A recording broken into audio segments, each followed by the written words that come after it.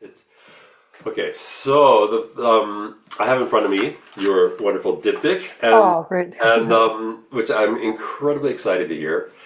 The first question is, how did you come up with the concept of a diptych? And that's two questions in one. Why diptych and why Veni Creator? Mm. Um, can I answer the second question first? Sure, of Yeah. course. I have a long relationship with the Veni Creator because that is used, also quoted in my first major outcome, like in 2006. So Mm. I was applying for a competition in Korea. That was an important competition to get exempted from military service. So I did my best, and I was lucky to win that competition. But that was when I was going through a sort of identity crisis. And um, so it quotes Corinthians, the verses from Corinthians, saying, "Now I know in part, but I will know fully." That and because I had so many questions, and I grew up in an evangelical family, which is pretty common in Korea, and so I was hoping for uh, all my questions to be solved with the presence of Holy Spirit. And then that's how I came up with the idea of Veni Creator back then. And then ever since, it has some personal symbolic meaning of cherishing.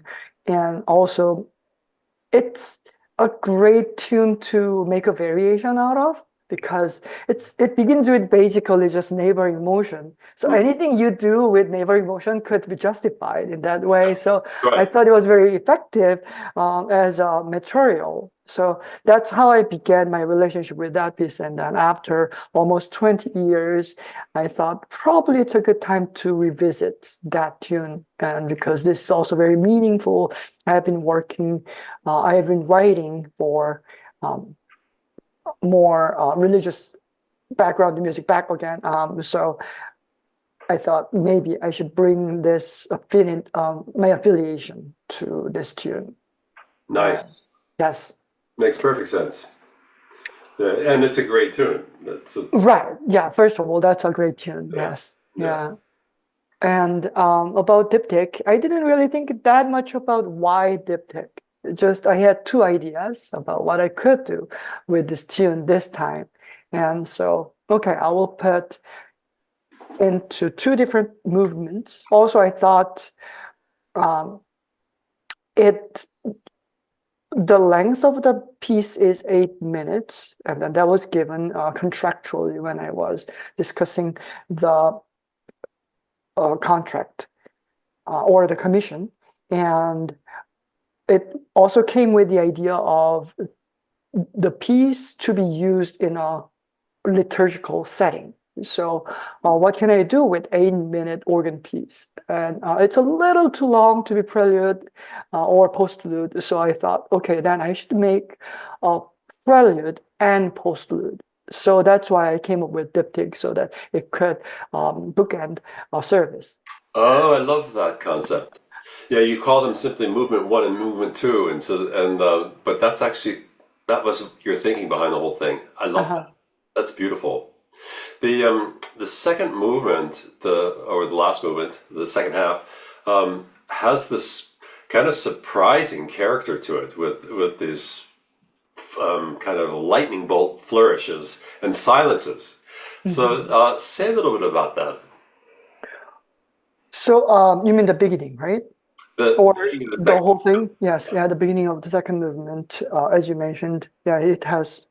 Um, that's one of the images, like flashing light when the Holy Spirit comes. That's related to that image. Also, it foreshadows what is going to happen in that piece. A lot of flashy. It's not.